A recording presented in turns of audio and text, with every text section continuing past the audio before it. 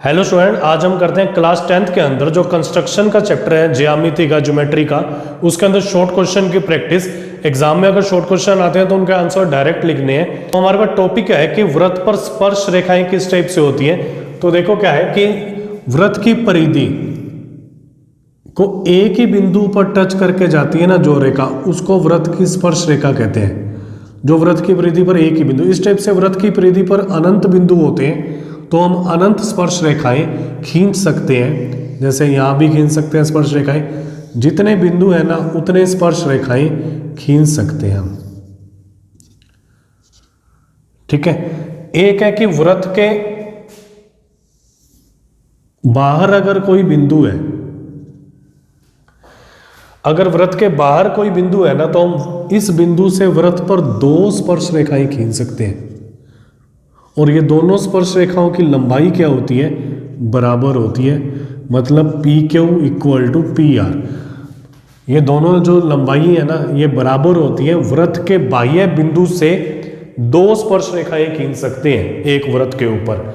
अगर कोई बिंदु वृत्त के ऊपर है तो उससे हम एक ही स्पर्श रेखा खींच सकते हैं। ठीक है। अगर जैसे ये बिंदु है तो इस पर एक ही स्पर्श रेखा। वृत्त के बाहर कोई बिंदु है उससे हम दो स्पर्श रेखाएं खींच सकते हैं। वृत्त के अंदर कोई बिंदु है उससे हम एक ही स्पर्श रेखा खींच सकते हैं। इस टाइप से देखो क्या है कि अगर कोई बिंदु वृत्त के अंदर है तो इससे जाने वाली जो स्पर्श रेखाओं की जो संख्या होती है ना वो शून्य होती है। ठीक है। अगर वृत्त के बाहर कोई बिंदु है तो हम दो स्पर्श रेखाएं खींच सकते हैं। वृत्त के अंदर कोई बिंदु है तो उससे कोई भी नहीं खींच सकते। और वृत्त के ऊपर है उससे हम एक स्पर्श रेखा खींच सकते हैं। वृत्त के बाह्य बिंदु से जो स्पर्श रेखाएं खींचते हैं ना वो लंबाई में क्या होती है? बराबर होती है। अब हम इनसे रिलेटेड जो क्वेश्चंस है ना वो करते हैं। ऐसी सरल रेखा जो वृत्त की परिधि को केवल एक ही बिंदु पर स्पर्श करती है वो कहलाती है स्पर्श रेखा।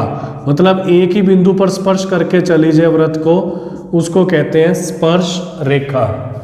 वृत्त के बाह्य बिंदु से खींची गई दो स्पर्श रेखाओं की लंबाई, अगर बाह्य बिंदु से दो स्पर्श रेखाएं खींचते हैं ना तो इसकी जो लंबाई होती है वो क्या होती है?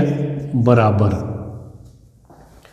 थर्ड है, आकृति में AOB 70 डिग्री है। ये 70 डिग्री है, रचना हमने बनाई हुई है। इन दोनों का जोड़ 180 डिग्री होता है। तो अगर ये 70 है ना तो 180 में से माइनस करेंगे तो ये वाला कोण आ जाएगा, तो ये आ जाएगा 110 डिग्री। 180 में से 70 माइनस हो गया।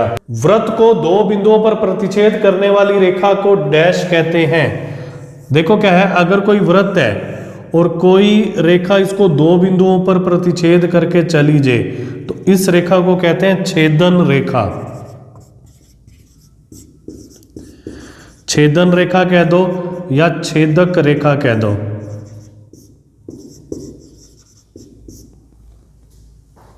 अब नेक्स्ट देखो क्या है कि जो वृत्त पर स्पर्श रेखा होती है ना इस टाइप से, मतलब किसी भी बिंदु को टच करके जा रही है वृत्त की परिधि के, तो अगर केंद्र से परिधि के इस बिंदु को जोड़ दें, इसको तो कहते हैं स्पर्श बिंदु। ठीक है। और ये है त्रिज्या। तो क्या होता है, जो त्रिज्या और स्पर्श रेखा होती है ना वो आपस में लंबवत होती है। लंबवत का मतलब होता है 90 डिग्री का कोण होता है। ठीक है। वृत्त की स्पर्श रेखा और त्रिज्या के मध्य कोण 90 डिग्री होता है स्पर्श बिंदु पर जहां मिलती है। ठीक है। तो देखो क्या है, इसके बाद हम इसको करते हैं। वृत्त के किसी बिंदु पर स्पर्श रेखा त्रिज्या के लंबवत होती है, ये याद रखना है। मतलब 90 डिग्री का कोण होता है। स्पर्श रेखा व त्रिज्या के मध्य कोण स्पर्श बिंदु पर जहां होता है ना वो वाला कोण पूछते हैं, उसको कहते हैं 90 डिग्री। वृत्त के बाहर स्थित किसी बिंदु से वृत्त पर दो स्पर्श रेखाएं खींच सकते हैं। जैसे हमारे पास ये वृत्त है और ये कोई बिंदु है बाहर, तो यहां से ना दो ही स्पर्श रेखाएं खींच सकते हैं इस बिंदु से। ऐसे हर एक बिंदु से कितने भी बिंदु हो सकते हैं उससे दो दो ही स्पर्श रेखाएं आएंगी।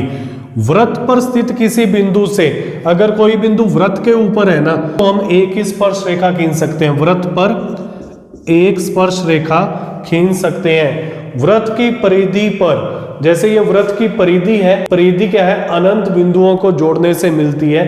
तो एक बिंदु पर एक स्पर्श रेखा आती है, अनंत बिंदुओं पर क्या आ जाएगी, अनंत स्पर्श रेखाएं खींच सकते हैं। अब एक पॉइंट है, वृत्त के अंदर स्थित किसी बिंदु से जाने वाली वृत्त पर कोई स्पर्श रेखा नहीं होती है। मतलब अगर कोई ये वाला बिंदु है वृत्त के अंदर, तो अगर स्पर्श रेखा ले तो स्पर्श रेखा नहीं आएगी, छेदक रेखा आएगी, ये दो बिंदुओं को काट के जाएगी।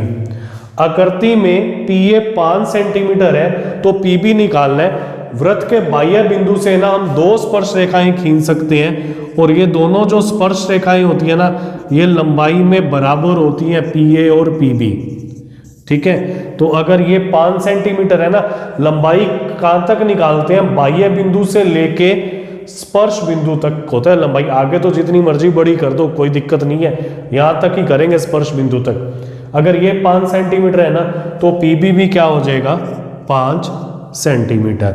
मतलब लंबाइयां क्या होती है, आपस में बराबर होती हैं। अब देखो क्या कि वृत्त से रिलेटेड सिंपल क्वेश्चन भी पूछ सकते हैं। कैसे, देखो जैसे कोई भी एक वृत्त है, ठीक है, इसके केंद्र को वृत्त के किसी भी बिंदु से मिलाएं तो उसको तो कहते हैं वृत्त की त्रिज्या। वृत्त के दो बिंदुओं को मिलाने वाला जो रेखाखंड है उसको कहते हैं वृत्त की जीवा। और ऐसे ही हम वृत्त पर ना बहुत सारी जीवाएं खींच सकते हैं, ठीक है, अनंत जीवाएं खींच सकते हैं। तो जो सबसे बड़ी जीवा होगी ना, वो केंद्र से जाएगी, और जो जीवा केंद्र से जाएगी ना, उसे कहते हैं वृत्त का व्यास।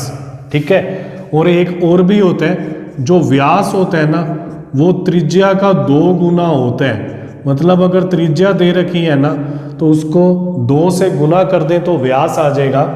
ठीक है, और त्रिज्या जो होती है ना, वो व्यास का आधा होती है। मतलब व्यास को अगर 2 से भाग दे दें तो त्रिज्या आ जाती है। तो हम क्वेश्चन करते हैं। तो देखो क्या है, वृत्त पर स्थित दो बिंदुओं को मिलाने वाला रेखाखंड वृत्त की जीवा कहलाती है। ठीक है, सबसे बड़ी जीवा वृत्त का, सबसे बड़ी जीवा वो होती है जो केंद्र से जाती है, और उसको कहते हैं वृत्त का व्यास। नेक्स्ट है, व्यास त्रिज्या का 2 गुना होता है। त्रिज्या व्यास का आधा होता है।